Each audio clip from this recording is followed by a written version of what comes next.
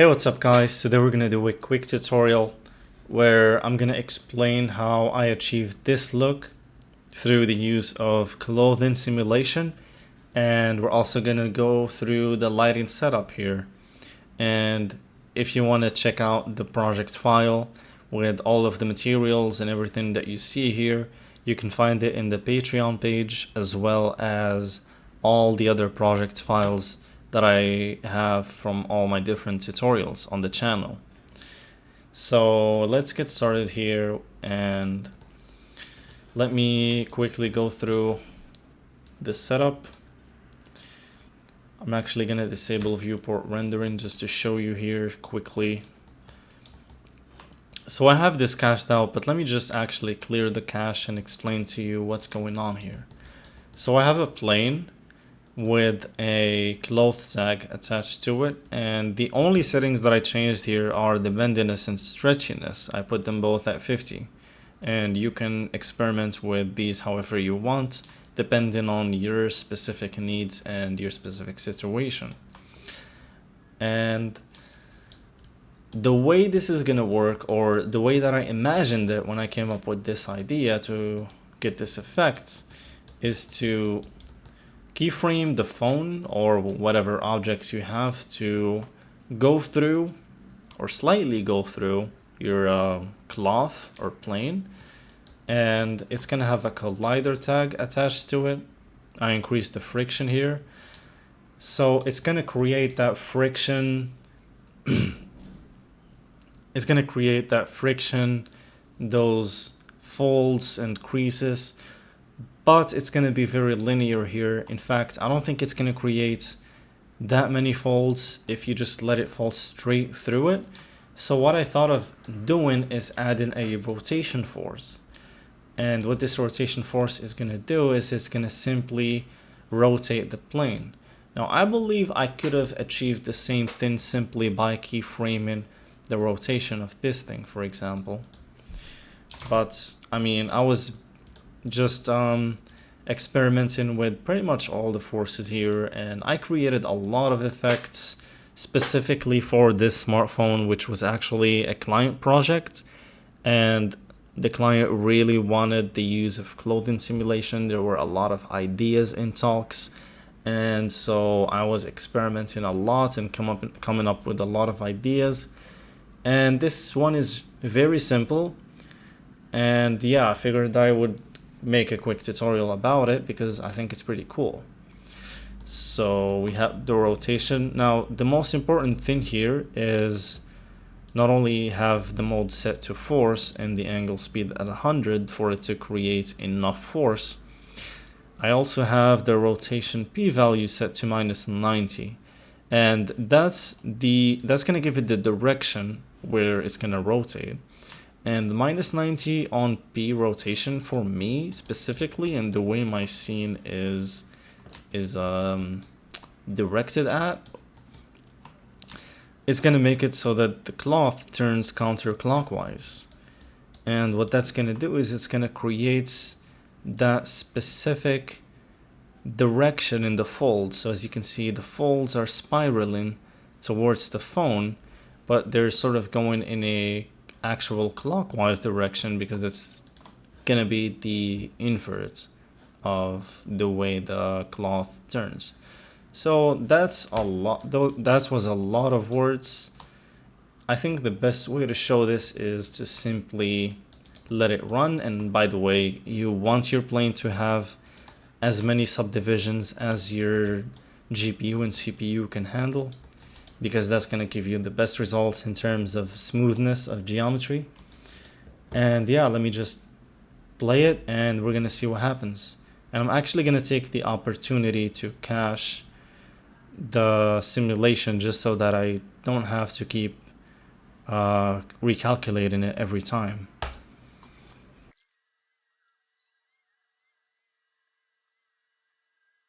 Alright, and it is done. Let's just play it and see what we have. So as I explained to you, the rotation is gonna push the plane to rotate in that direction, and as soon as it as soon as the phone starts colliding with it, it's gonna start creating these creases, which is very interesting. A very interesting effect, and I like it because it just creates a lot of interesting shadows in the final renders. But it also heavily depends on your lighting setup. So a lighting setup can make or break this kind of scene. So we're gonna take a look at how I lit this. Yeah, so this is the render that we have, and let me just break it down to you step by step. The first thing that I usually start with is either an HDRI sky or a planetary environment, and all this is going to do is add a very slight hint of detail in the highlights here. So I could probably rotate it any different way. I simply added this. I'm not really sure if it actually pops up at the end, but I believe it's going to add a little bit of realism to the final take. But most importantly, if you disable, you're going to notice that the environment is purely white, and that's not going to look good no matter how good our lighting setup is. So using a planetary environment or even an empty HDRI is just going to make sure that everything is dark and black, and your lights are going to be the only thing lighting up the scene. As you can see, the moment I turn it off, even though we have an Octane light, it's not going to replace that uniform white sky dome. So this is the first light in the scene, and I'm going to explain them in no particular order. And I'm going to go through the settings. Now for most of them I use the gradient texture, and if you go in, you're going to notice that I dialed down the white to a dark gray. The reason behind using this specific light is you want to think of the selling points of your product in the middle, and also you just want to light around it so that it has enough contrast around the background. So as you can see here, it would be a bad idea for me to leave this black right here to just bleed into the rest of the environment. Same thing for the frame around here, so you really have to light around the object, and it's also gonna highlight some of the key selling points or just some of the key highlights of the product itself. So for example, this light is gonna focus on the nice leather curve right here at the back of the phone, as well as the camera module. It's gonna light it pretty nicely, and obviously it's gonna cast on the cloth itself, which is nice. Now the second light that we have here is gonna reflect on both the back of the phone, which is gonna highlight that nice leather texture, which is a very important key point of the product, but also this camera module right here. So it has both lights are gonna have sort of two what am I saying? So, and this also works for lighting the environment. The third one is simply gonna be facing towards the bottom of the phone, and the third lighting we have here is gonna be focused only at the bottom side of the phone. As you can see, it's gonna highlight that metal frame, and yeah, the two last lights, both of which have the same gradient that I used on the first light, they're just positioned differently to bring out different aspects of the phone.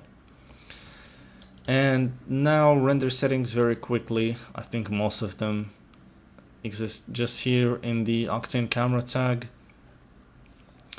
I'm using a universal camera with an f-stop of 1.25. I enabled tone mapping here, And when I did, I had to bring up the exposure from 1 to 1.5, and this simply looked better to me than if I had turned it off and kept the exposure at 1 or 0.8 or even 0.5. I think it just increased the contrast a bit and highlighted the lit parts a little bit more. You can even go higher, 1.7 or even 2. But that's gonna start blowing out some of this, especially the leather. I wanted it to stay around this very rich orange color. And as for the render settings, also pretty straightforward. Path tracing, of course. Not gonna use direct lighting. I just never used it. I think path tracing looks best. 4,000 samples, jack lamp 1, and yep, that's all. Keeping it very simple so that I don't have to get a headache looking at these settings. Going back to this project, a quick little edit that I want to add to the tutorial is the post-processing, or what comes after the render. So I like to go, if it's just a still render, I like to go into Photoshop to the camera raw filter, which you can find up here in filter, and it basically allows you to add some nice final touches to your render. Just give it a little bit more pop. So as you can see, increase the exposure and the contrast a little bit, make the product pop even more. And I played around with the vibrance and saturation. Most importantly, my favorite thing to do here is to come here to effects and add a little bit of texture and clarity. I just find that, for example, here we have a lot of leather in the scene, and it just helps create a little bit more contrast in the textures themselves, not in the sort of overall contrast or exposure of the image. So this is going to really help that leather just pop right through. And yep, I mean, there's a lot of settings that here that you can come and take a look at. And finally, I added a little bit of vignette. As you can see, just adds a little bit of focus into the product itself, adds a little bit of darkness around it. So yep, that's just a quick little edit that I wanted to add in. So yeah, that's pretty much it, guys. If you want the projects file, as I said in the beginning, you're gonna find it in my Patreon page, along with all projects files of every single tutorial that I did. And yeah, look forward to more educational content like this, more lighting setups, more cloth simulations, more cool stuff like that that is related to smartphones, but I'm gonna try to keep things more general. All in all, thank you guys for sticking around, and see you guys in the next tutorial.